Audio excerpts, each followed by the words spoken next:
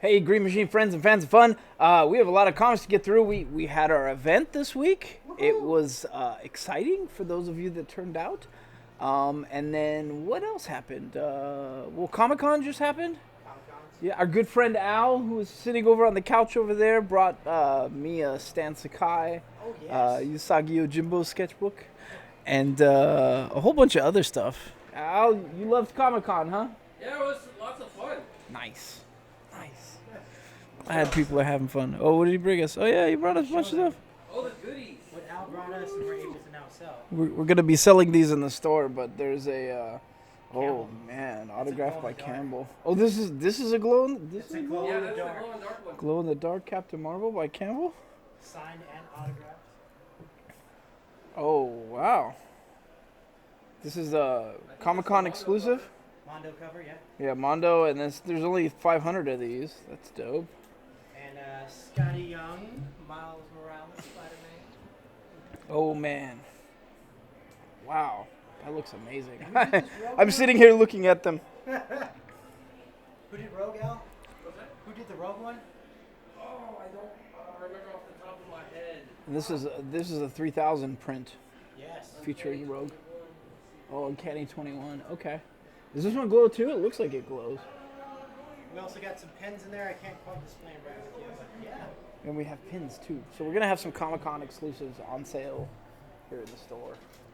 So should be fun. Oh, here's the pins. Yeah, here's the pens. They got all the pricing on them. So. I think the best is the Scotty Young. Scotty Young. Price might change. See, it was a JTC. What is this? Cover. JTC cover. That looks like a Scotty Young too, Yeah. right? Captain America, Scotty Young. What's this? Oh, that's a Scotty Young too. Spider-Man Noir. Yeah, Spider Noir.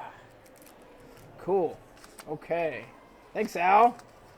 You guys are fast. Al brings me coffee sometimes too, so he's my best friend right now. Sorry, Yogi, you've been dethroned. It's okay, man. Coffee's an important thing in life. I pretty much run on coffee and broken dreams. Okay, we're gonna get into these reviews, and we're gonna start with a book that has pretty much repeatedly proven me wrong. And that's, keep in mind, I'm a giant Lantern Corps fanboy, but I did not like the beginning of Grant Morrison's run.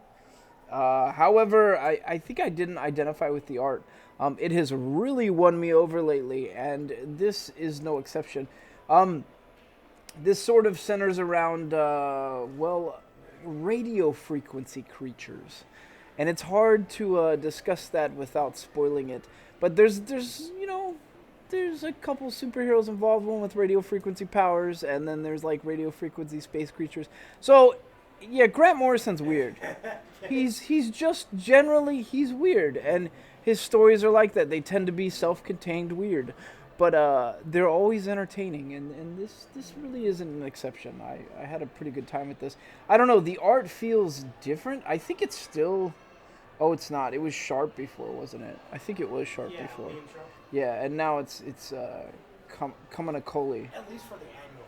Yeah. So, anyways, the Green Lantern Annual, Beware My Power. It's actually pretty good. I had a good time. I don't want to talk too much about it because it's kind of hard to spoil this. This is a pretty self-contained story, but you know what you get with Grant Morrison stories.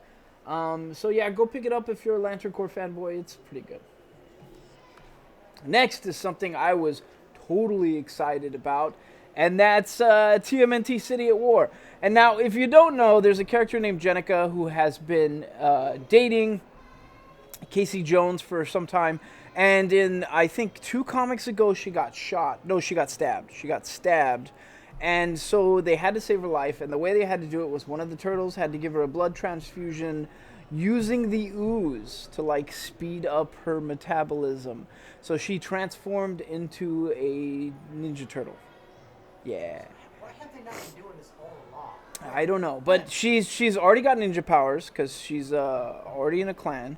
So and then on top of that, I got on Twitter and sort of peeked ahead and saw what Jenica is supposed to look like, because the artist and writer had been planning this for some time, and she looks amazing. Okay. That's all I'm gonna say. So yeah, I was super excited for this. It goes more into detail about Jenica, and it also discusses, well, it goes into what's going on with Splinter and the Foot Clan and the insurrection that has caused like all the clans in New York to fight. It's a pretty good showing. I'm having a good time with it still. So yeah, TMNT City at War. Go pick these up. If you aren't reading these, you're allergic to fun, and that's all I'm gonna say. Next is a book I didn't expect to fall in love with. Although I will say Cullen Bunn, I do tend to like stuff from Cullen Bunn. So this is Manor Black. Now, what was that other book? Harrow County.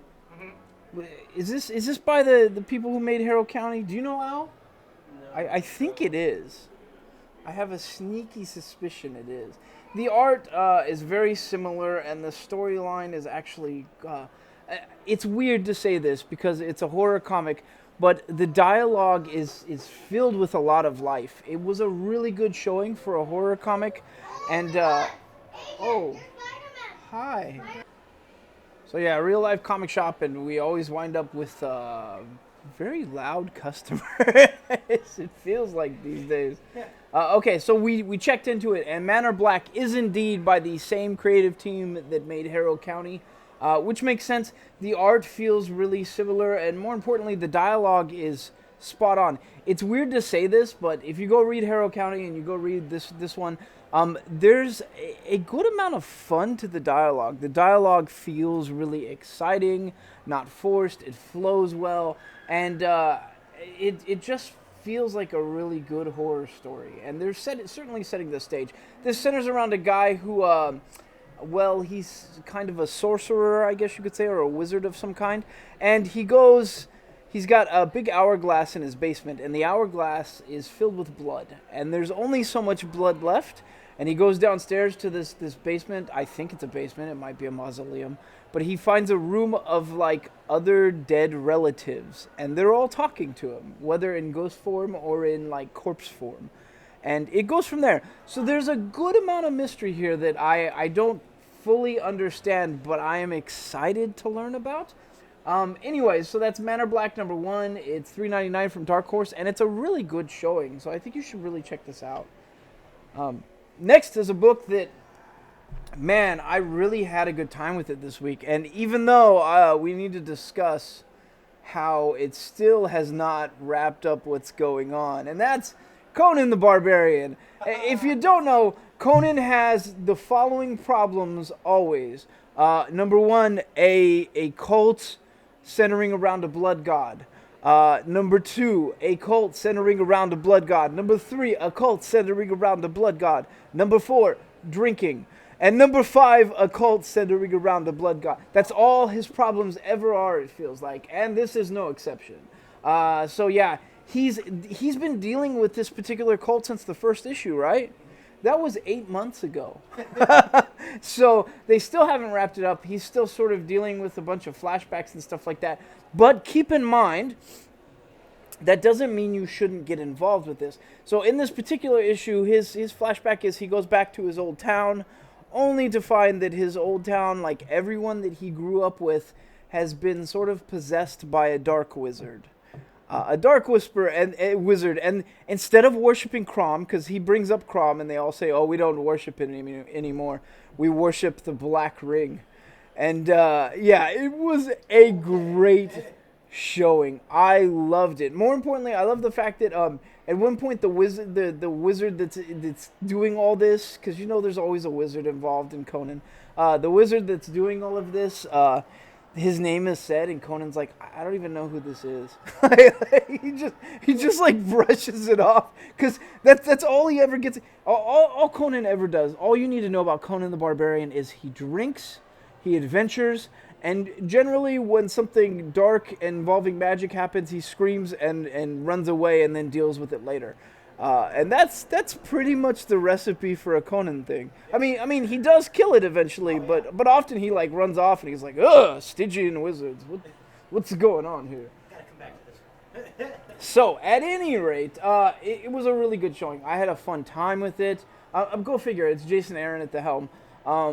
It was just some good writing. And granted, I I guess I'm getting used to the fact that we're just never gonna resolve this weird blood cult, god cult. It's not gonna happen. Forever told in flashbacks as Conan the Barbarian. Still really good showing, I gotta tell you.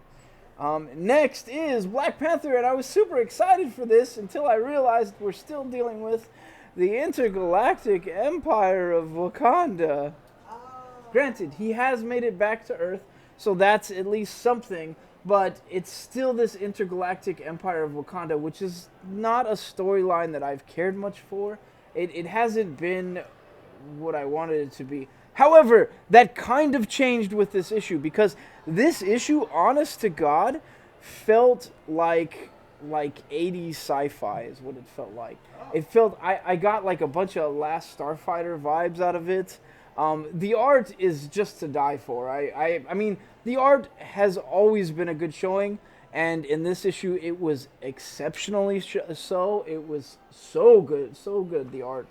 The storyline, it's still the intergalactic empire of Wakanda, but this particular issue was a lot of fun, which that's hard to say, because for a while there it was really painful, and I was kind of struggling with it. So, if that sci-fi Black Panther stuff sort of turned you off a bit, and you weren't having a good time with it, you weren't alone, but you probably should go check out this issue, because it was pretty fun.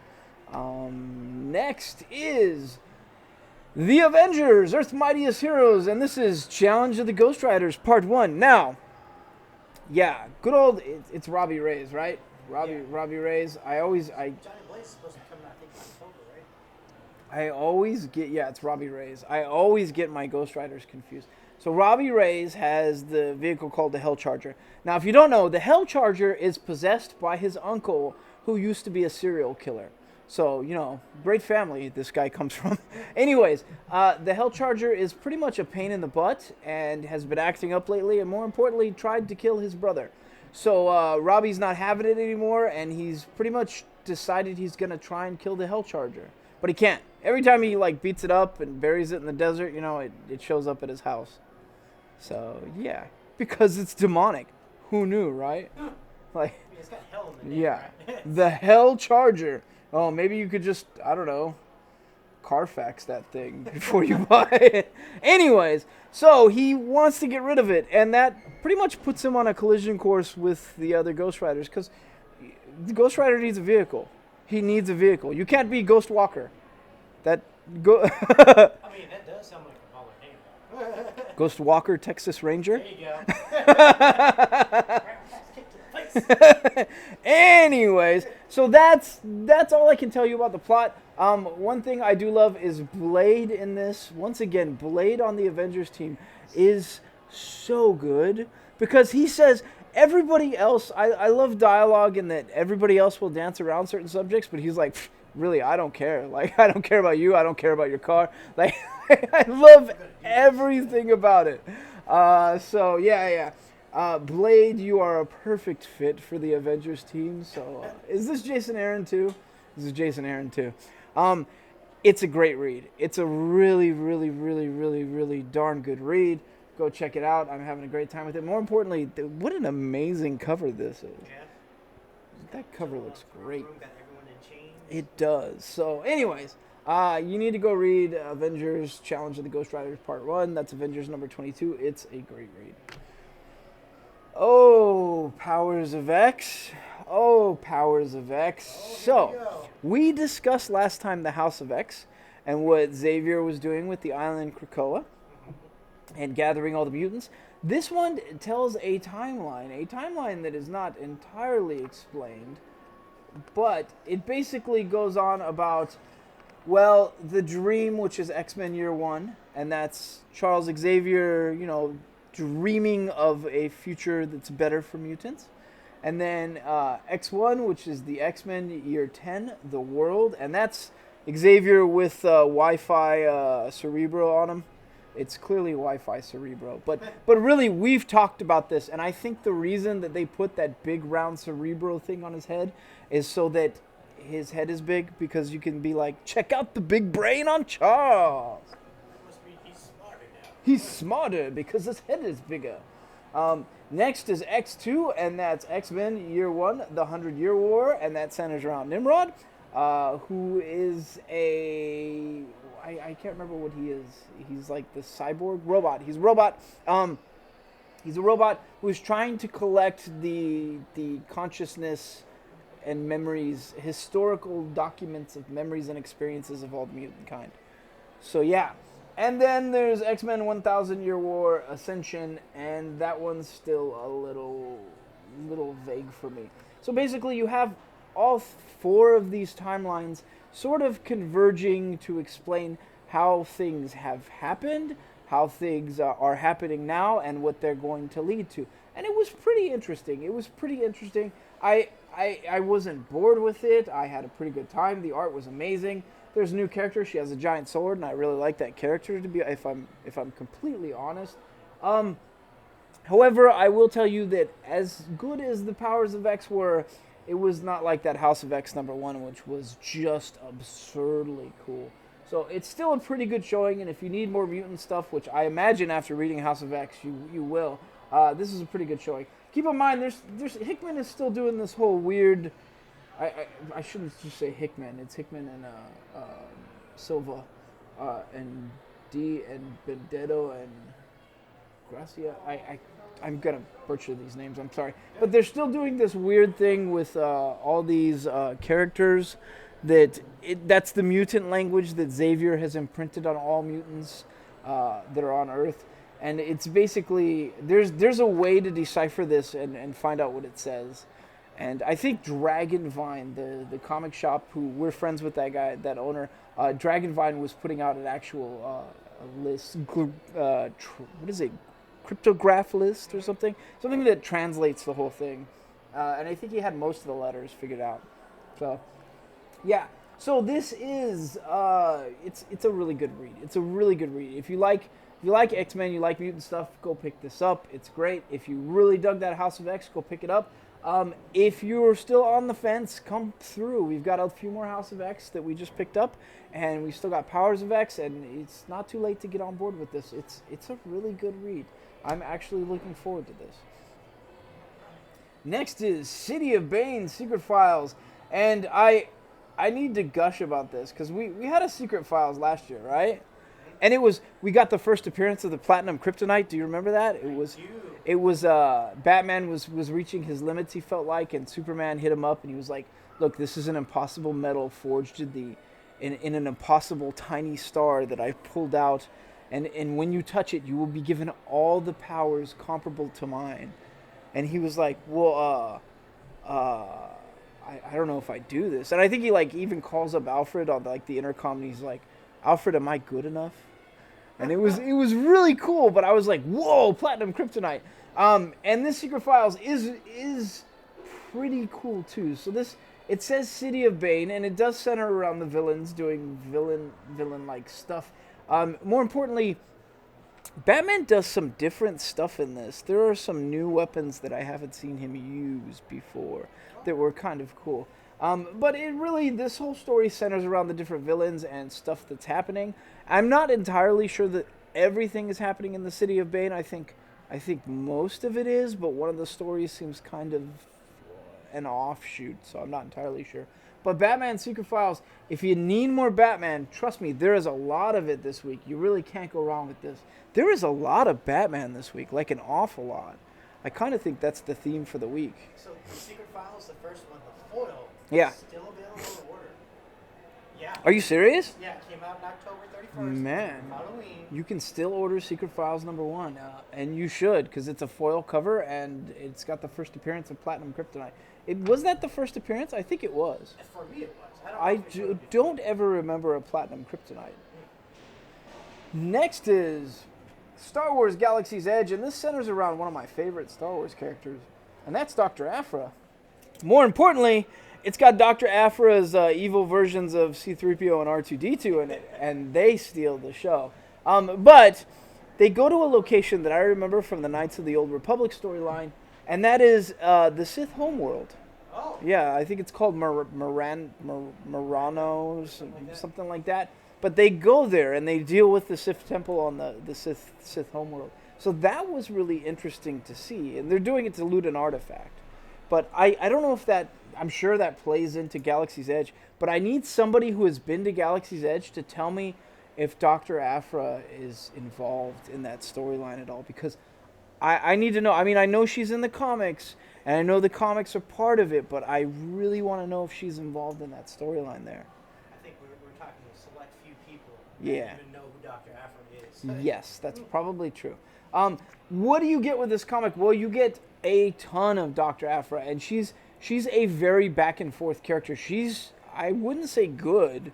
She's not evil. She's not evil. She will do the right thing when it's necessary, but she knows how to play games because Scoundrel? she deals with a lot of smugglers and a lot of bounty hunters, so she knows when to cut and run, and she knows when to betray someone, and that shows in this book. So if you need a very, very, very, very, very good story centering around Dr. Aphra, which I had a great time with this as a Star Wars story, go pick this up. Did somebody just ride through them all on a bike? No, I walked it through. Oh, okay.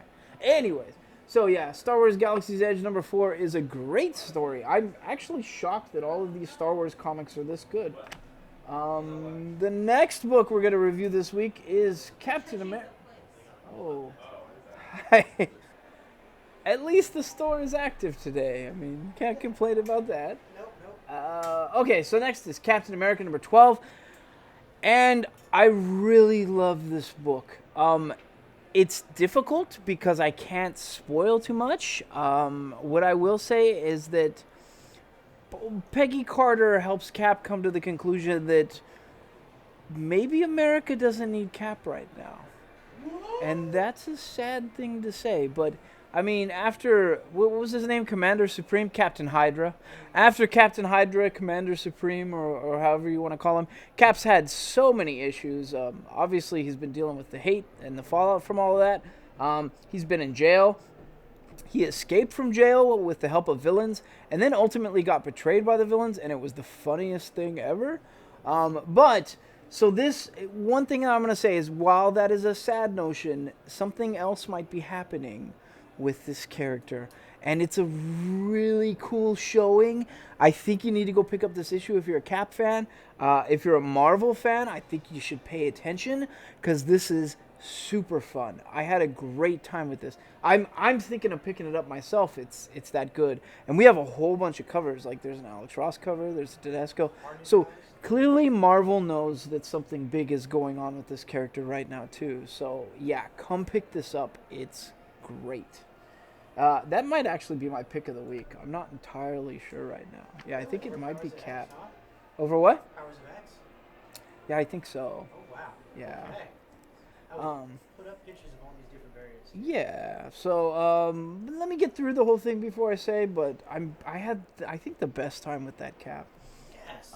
Next is Fantastic Four. And if you don't know, that's the Thing versus the Immortal Hulk, and there might be a reason for it.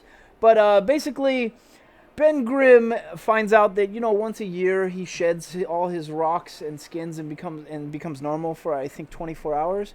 And that timeline coincides with his honeymoon. I'm sure they planned it that way. Yeah, I would hope so, because poor old Ben Grimm needs to catch a break there. But meanwhile, he's on his honeymoon. He's getting ready to start molting his rocks, and then lo and behold, the Immortal Hulk shows up. And there's a good reason for it. It's explained in this issue. I can't spoil it. Did I have a good time with this? Yes. And in fact, other than, I think, the first couple of issues when they originally brought the Fantastic Four back, this was probably my favorite issue. Like, I had a really fun time with this issue. I can't wait to see where it goes. But Dan Slott, you are really knocking it out of the park with this Fantastic Four run.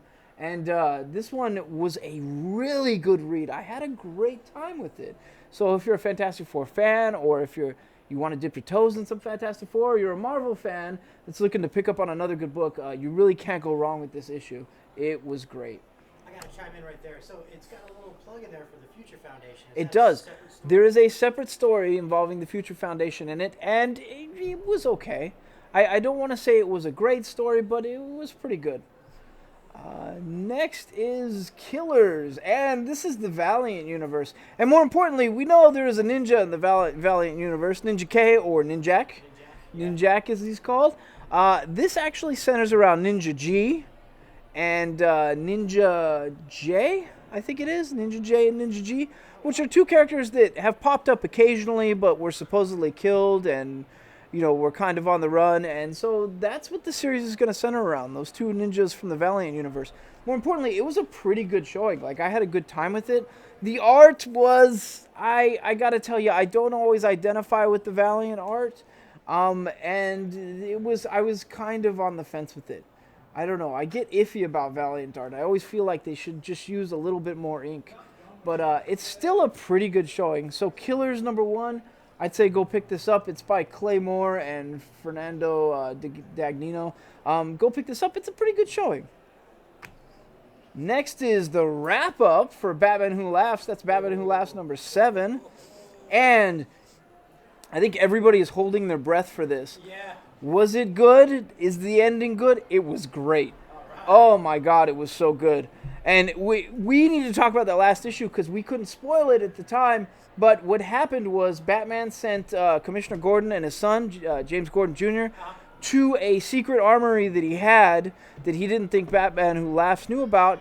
They opened up the armory, and then the next thing you see them go up against the Grim Knight, who is the Punisher version of Batman. It's the Batman with all the guns. And it turns out that that was the Batman Beyond suits. Yeah. So we saw the Batman Beyond suits in main continuity in this storyline. Yeah. Because Batman Beyond has always been a separate universe. Yeah. And this is... Okay, we know that Snyder can do this. Snyder brings you to the very edge where the world is destroyed. And I think didn't he do that with Dark Knight's Metal? Like, the world was definitely done at one point and then rose back out. So Snyder and Drowned Earth, the same thing. Oh, yeah. Snyder is great at bringing you right to that point and then saving things somehow. And this is no different. Like, you get a really, really good showing in this last issue. More importantly, there is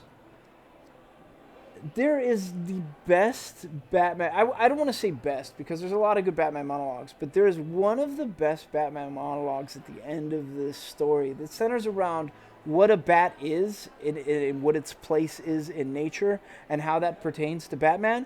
And I thought it was just such a good showing. So you really need to check out Batman Who Laughs #7. If you've been reading this story, no doubt you should go check it out. If you haven't, well, the trade's going to be coming soon. You need to pick it up. Trust me, it's a darn good story.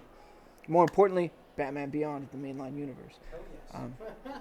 Next is Fight Club 3, and well, what do we know about this? There's a virus that is sexually transmitted that if you don't infect 1 million people through the ultimate sex pyramid scheme, that you're going to die, and that's how it works. And everybody's infected in this world, and everybody's infecting. And more importantly, there's another group in play that involves that painting that takes you to like another reality where people are being enslaved. Now, the painting, where the wood comes from the painting is finally explained in the story. And I'm not going to spoil that for you, but it's explained like on the first page. And then on top of that, on top of that, Tyler and the main character who's calling himself Balthazar, I think it is now, but Sebastian or Jack, depending on which iteration of Fight Club you've read. That main character and Tyler are united, and I love them working together. That was my favorite part of Fight Club 1. I mean, it plays like two different parts, but the best part is when they're united, and that's what we're getting. We're getting that fun back. So, anyways, Fight Club 3, please go check this out. It's still really, really darn good. I'm having a good showing. The art is amazing. The writing is good, and I know that I didn't like the ending of Fight Club 2, and I can't promise you that the ending of Fight Club 3 is going to be good, but I will say this. Would it ever be possible for Balthazar or Jack or Sebastian, depending on which book you read, swapping places with Tyler Durden? Not just, mentally, but yeah. So that's a real one to wrap your mind around. If you want to know, you should probably go pick up Fight Club 3, issue #7. It's a good showing. Next is Stranger Things, and I wanted this to be a good showing. I really did. It centers around the kids that are hanging out in the lab that they were experimenting on before, like, they ripped a hole into the other side, I guess. What's it called again? The upside down. Upside down, The yeah. upside down. Anyways, I wanted to like it. I just watched the Stranger Things season 3. Had a great time with that. This sucks. I'm sorry. There's no way around it. It centers around these kids. They're doing a lot in the lab. I want to believe that it's telling a real overarching story, but it's gone nowhere. Like absolutely nowhere. They're telling some stuff in flashbacks. Yeah, the main characters had a hard life, but they've been doing it for 3 issues now. The lab sort of seems like stuff should be going, but we're on issue 3. There's 4 issues. There should be a bit more action. I don't know. And like a lot of the characters' powers are very much like 11's, there's nothing that's really revolutionary here. It's kind of static. Do you feel more like maybe they're putting these comics out just for background on the characters? Maybe that's what they're doing. Maybe it's background, but it's not fun background. If I'm honest, this feels like a filler book. It feels like they were like, hey, the new season of the TV show's coming out. Let's throw a comic at the wall. I'm sorry. I wanted to like it. If you're a Stranger Things fan and you're a super fan, you might have a good time with it. If you're just a Stranger Things fan, I think you might be a little bit bored by issue 3. I don't know. I'm hoping issue 4 is giant action-packed and I eat my words, but so far, not so good. Next is the weirdest book of the week. And so Pop fans, which we have quite a few Pop fans, this is Gears of War Pop. And it's weird. It's weird. It's weird. I actually had a really good time with it. The art is outstanding. The storylines, there's like 10 storylines, and they're all sort of linked, but like it's like the Gears of War members. At one point, one of them becomes best friends with one of the what were they called? Grubs? Yeah. Something like that. So becomes best friends with one of them, and they pal around, and like one of them fixes the other one's gun. And whenever somebody gets killed in this, they turn into a pop button, like an actual button. Yeah. Whenever they get shot, they turn into like actual buttons. They look like pogs. Oh. So they don't show killing. There's a lot of action. It's very sort of Saturday morning cartoonish. I had a good time with it. It was actually really fun, which was weird to say because I had the least hope for this book of all of the books. Because I was like, well, I don't know, man. A pop branding comic sounds kind of silly. No, I was wrong. I had a good time with it. Georgia Ball and Nico Pena. That was a pretty good showing. So yeah, go check this out if you're a Pop fan. You might actually like it. Next is The Goon, and this is by Eric Powell. Oh, we've swapped out some artists, I think, on this, or some writers or something. Artists and writers. We always know it's Eric Powell, but he gets helped out by people. And he does both the art and the writing, usually. So Eric Powell, Thomas, I'm going to murder this last name, and I'm sorry, Thomas, Snygoski. I might have got it. And Brett Parsons. And The Goon is, well, it's a great showing.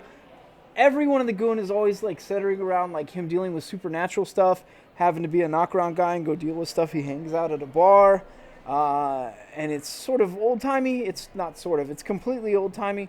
But this one is no different. Pretty much there's a brew called, I don't want to say it's the Devil's Brew, but it's Demon's Brew or something. And it turns out it's made from, people that were possessed vomiting in a bat. Yeah, so they're selling beer vomit. Yeah. So the Goon's got to go handle that. So, it's not necessarily a deep storyline, but it's certainly unique. And the art is always astounding. The dialogue is great. It's just a fun book all around. Everything Eric Powell turns out tends to be really, really fun. This is no exception. If pretty much, I know it sounds weird, but if you've been reading The Goon or you've read Hillbilly, you know what to expect from Eric Powell. And if you're like me and you love this sort of stuff, you're going to love this book no matter what. So, weird synopsis set aside. Trust me, it's still a good read. That's some weird tidbit knowledge for you. So, Eric Powell did all the cover art, he did the artwork and the writing for number 1. Number 2, Yeah. guess who was the guest writer for, illustrator for the cover? Who was the guest illustrator for the cover? Alex fucking Ross. Oh. It didn't even look like an Alex Ross, though. But now now that I've seen that name next to it, I'm like, oh, okay. Hmm. All right. That's wild. Okay. Yep. How we doing on time? Still doing good. Got about 5. Oh, okay. We can do one more book. Let's do the Red Hood Annual. This is Red Hood Outlaw. I'm going to go ahead and show it because I'm excited for it. I hope everyone else is. But Bizarro and Artemis are back in play. And this centers around what happened to Bizarro and Artemis, what universe they wound up in when they disappeared through the portal. And so if you don't know, there was a portal over Gotham caused by, I think it was Starfire's old ship, but I can't remember exactly. Anyways, so the portal opened up, and Artemis and Bizarro got sucked through, and that was after, like, they were essentially, they called them the Dark Trinity, and it was Jason Todd's version of, like, the Trinity from Justice League, which is Wonder Woman, Superman, and Batman. So I love the Dark Trinity stuff, and don't get me wrong, Red Hood Outlaw it's been okay. It's been okay. It hasn't been my favorite Red Hood iteration. I do miss the old mask at this point, and more importantly, I miss Bizarro and Artemis because they were some glue for that story. And this is no different. One thing that I really love about the story is how much Bizarro has grown as a character. Because used to be, he was almost like a throwaway villain back in the day where he showed up and yelled Bizarro, Bizarro, Bizarro. But they built some really good depth from this character. And it shows. So you're following Bizarro and Artemis in another world, and they're trying to figure out what happened to that world, why it's so broken. And they do. And it's a really, really good showing. So go check this out. More importantly, I think it might confirm that we're going to see them back in Red Hoods pretty soon. So that's all I'm going to say. Next book is book 2 on the DC Black Label, and that's Snyder and Capullo's Batman Last Night on Earth, which Snyder has stated is pretty much the wrap-up for his run on Batman. And we found out a couple things from the first book. One, there were Green Lantern rings that if people picked them up that didn't have the willpower to control them, the construct became like a giant baby and like controlled them, and they just sort of raggedly were dragged around. Like, that's weird. Yeah. We found out that the world has gone through pretty much an apocalypse. There's no reasons as to why, but it's been through an apocalypse. The heroes have pretty much been defeated. And more importantly, Batman has been cloned. So it's not the actual normal Batman. It's a clone of Batman. And that's where this picks up. Meanwhile, he's carrying Joker's head around. And Joker's head tells the funniest joke that I cannot repeat on camera. But it was so funny. Like, I was laughing. I said it to Al while he was sitting there, and Al was laughing. Is it the one he's been trying to tell that whole last issue? I think so. Yeah, and it was pretty good. So that happens. More importantly, it introduces the villain. The villain was mentioned last time, but his name is Omega. That might have something to do with it. So if you know what character is involved with Omega as a power set, you might know what is in play. And that's all I'm going to say. I can't really spoil too much of it. Basically, Batman's sort of on a quest, and he's going through this broken world, and he's trying to figure out what happened, where things went wrong, and trying to put things right. But it's Batman clone. It's not mainstream Batman. So that's all I'm going to say. Batman Last Night on Earth is a good read. It's a darn good read. More importantly, you can tell from the cover that that's Scarecrow cruising around on a Bane. And I can't think of anything much worse than that combination. That seems terrible. Those creepy, like, needle fingers that he's got there. Oh yeah, he's very clearly Edward Syringe Hands. So, Batman Last Night on Earth, pretty good. Next is Sabrina the Teenage Witch, issue number 4, and we talked about how this one is not as dark as the other one, and I think we both like the dark and gritty one a little bit better. Yeah. But is this one fun? Oh god, yes. Oh god, yes. She gets super powered in this issue. You can see it on the back cover. She superpowers. It's all types of good fun. She's basically, her aunts have gone missing. It's happened after a spell has sort of, I don't want to say malfunctioned, but after a big spell has kind of backfired. And so Sabrina's trying to figure out what's going on. And so she levels herself up. And it was a good showing. I had a really good time. I do like most of the Archie titles these days, though, and Sabrina the Teenage Witch, issue number 4 is no different. It was a pretty good showing. So if you like that sort of thing, you know what you're getting. So, quick question for you. Yeah. Issue 706. That's where we have for Archie. We have Sabrina on the title and the cover and all that. Yeah. Is he involved in this one at all? He is not. Okay. He is No not. problem. So Sabrina and Archie are a thing in the mainline Archie title. However, he's not involved in this. She's still with what's his name? Oh God, it's gonna drive me nuts. His name is, I'm gonna look it up. Kinkle, Harvey Kinkle. You think? Yeah. Okay. She's still with Harvey Kinkle in this one. So that. Okay, next is Steven Universe. Do I need a drink? Hang on. Okay, so Steven Universe issue number 30. Now, Steven Universe, there is a ton of depth to, and this issue is no exception. Basically, this issue centers around, and keep in mind, this is a cartoon for kids on the Cartoon Network, but my God, there is some depth. It centers around coming to terms with when the world is broken around you. Can you still have fun? Can you still let go? Can you still handle life when the world is broken around you? And in this, it's not a metaphor. It's very clearly broken, and people are trying to fix it. Meanwhile, it also centers around the subject of burning yourself out by doing too much without having fun. And both those issues are tackled beautifully. So, yeah, Steven Universe. Granted, this is a comic for kids, and there's not much subject matter that I would say is inappropriate for kids, but what a great lesson from this comic. So, yeah, Steven Universe issue number 30. Go pick this up, please. It's a good showing. Next is a character that I didn't know anything about. You didn't know anything about. But I found out from Al this character has had a run before, and that's Death's Head. And so, yeah, this is the first issue. It's difficult to talk about a first issue without spoiling it, but what I'm going to say is a few things. I'm going to spoil a little bit. And that is, let's see, Death's Head is a bounty hunter. He upgrades himself. The person he gets paid to upgrade himself when he brings in bounties. And the person he brings in bounties for is Yondu. Yeah, Yondu's in it. Okay. And so, yeah, that sort of... He's basically an android bounty hunter and winds up getting sucked through a portal and ending up broken on Earth. And that's where it picks up. A band was using him as an amplifier. So, yeah, that's where it picks up. And I can't say more without spoiling it. It's honestly a pretty good showing. The mystery is good. There's...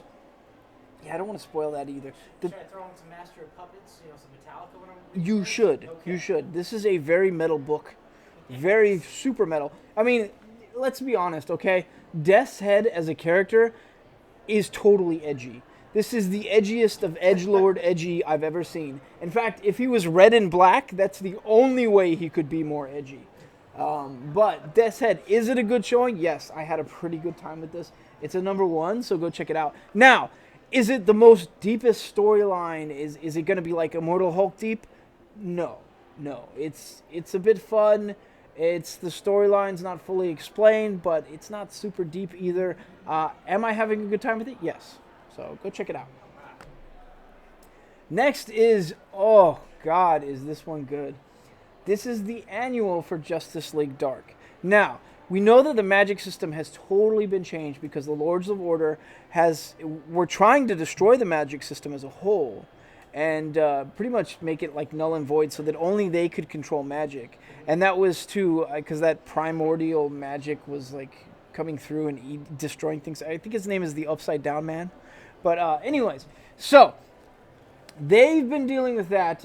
Meanwhile, they used chaos magic, I think, in the last issue to sort of beat the Lords of Order, and they decided that, or not decided, but they could see that magic was rewriting itself in different ways. And that's where this one picks up. More importantly, what was it called? The Council of Trees? Do you remember? Yeah, it sounds about right. Or was that for Lord of the Rings? No, oh God, it's going to drive me nuts.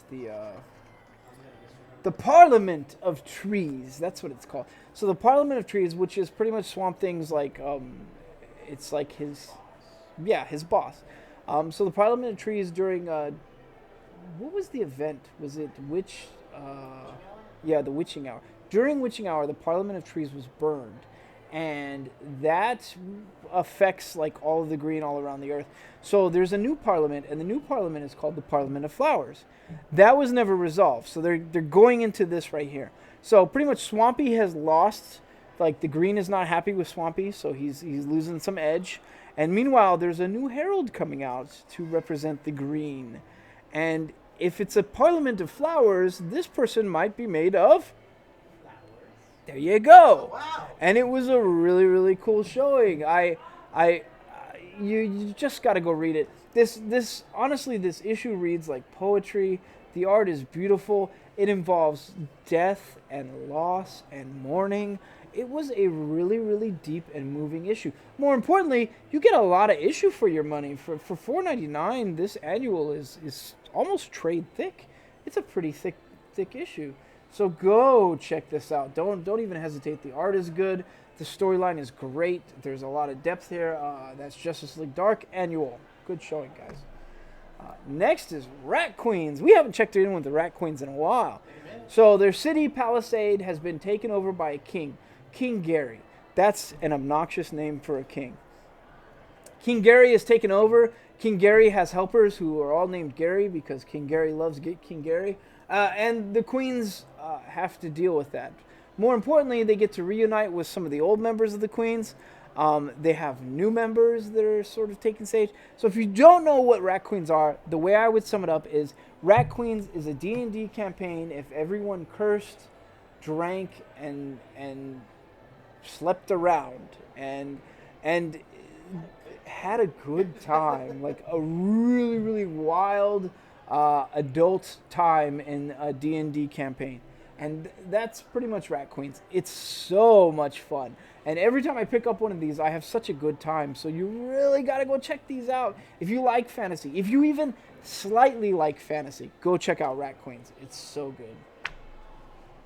Last book of the week is The Road to 300, and that's Spawn, number 299. So, Spawn has pitted, he's locked up Earth. He's sort of pitted angels and hell and demons on the same side because they're all trying to kill him so that they can either get that access back to Earth. Meanwhile, Spawn is sort of building his own army, and that's where this picks up. And the whole thing is pretty much centering around his wife, Wanda. He's trying to figure out who killed her. And that's all you need to know. You don't need to know more than that. Are there some Spawn great villains in this? Yes, quite a few. Are there demons and all types of nastiness? Yes. Is the art great? Yes, the art is good. Go figure, character invented by McFarlane. Of course it's really Speaking good. of the devil, that cover right there, that's a straight shout out to like 1990s Marvel right there. Yeah. But I mean, Spawn is a shout out to 1990s Marvel. Yeah. Like if you don't remember the 90s costumes, like they were all spikes, long coats, long capes, chains everywhere, like and sunglasses. And Spawn, everything is sharp on Spawn because he's a 90s hero. And is it good? Yes, this was a great read. I had a really good time with it. I'm excited for 300. I want to see what 300 brings us. We need to order a lot of 300. And that's our show for the week. We're not going to do a drawing this week because we ran out of posters at our event. Sad face. But we'll do a drawing next week when we get more posters in. But we can tell them we got their 1-year anniversary coming up. We have a 1-year anniversary coming up, so come hang out in our store. What else did we get this week? We got a really cool Hobgoblin collectible. Hobgoblin in the background. Yeah, I don't know if you can see it. There. Okay, we got that. What else did we get? We got some new trades. Boatload of new trades. So anyways, come down, check us out, and we'll see you next week with more reviews.